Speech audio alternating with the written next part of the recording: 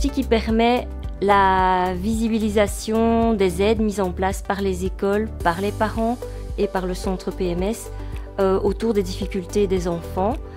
Il permet aussi la transparence de chacun et une certaine continuité dans le parcours de l'élève.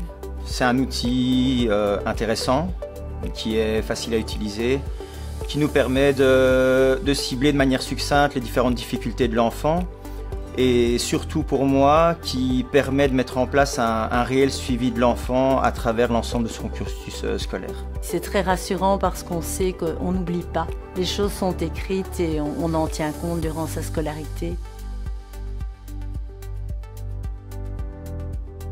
C'était sa première année d'utilisation, donc on a dû un tout petit peu se l'approprier.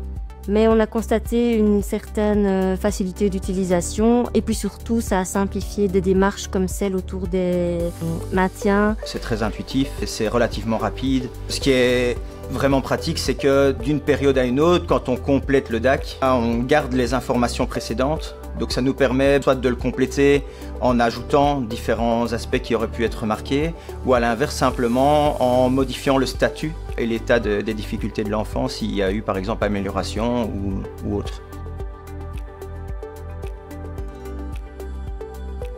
En fait, le DAC amène aussi un certain cadre et une structure dans notre façon de travailler. Depuis l'instauration du DAC, on a mis en place de nouvelles réunions pendant lesquelles on aborde les difficultés de l'enfant. Lors de ces réunions, on retrouve les parents, le centre PMS, les pôles territoriaux, l'enseignant et la direction, et on discute ensemble des difficultés de l'enfant. Donc ça améliore clairement la collaboration. Il permet en tout cas une collaboration beaucoup plus efficace. Chacun y trouve sa place. Ça permet surtout de mettre des aides beaucoup plus efficaces pour l'enfant autour de ses besoins et de son bien-être dans l'école en fait. En tant que parent, oui, et je pense qu'au niveau enseignant aussi, parce que c'est vrai qu'il y a beaucoup de communication et disons que comme chaque point est bien explicite dans le DAC, on peut davantage dialoguer de manière précise sur ce qui va, ce qui ne va pas, comment mettre en avant les points forts et comment essayer de pallier aux points faibles de l'enfant. Disons que ça nous a permis aussi d'aménager à la maison par rapport à tout ce qu'on nous avait dit. On a pu aussi changer notre manière de travailler avec lui à la maison et de ne parfois pas s'acharner sur certaines choses qui n'étaient pas nécessaires.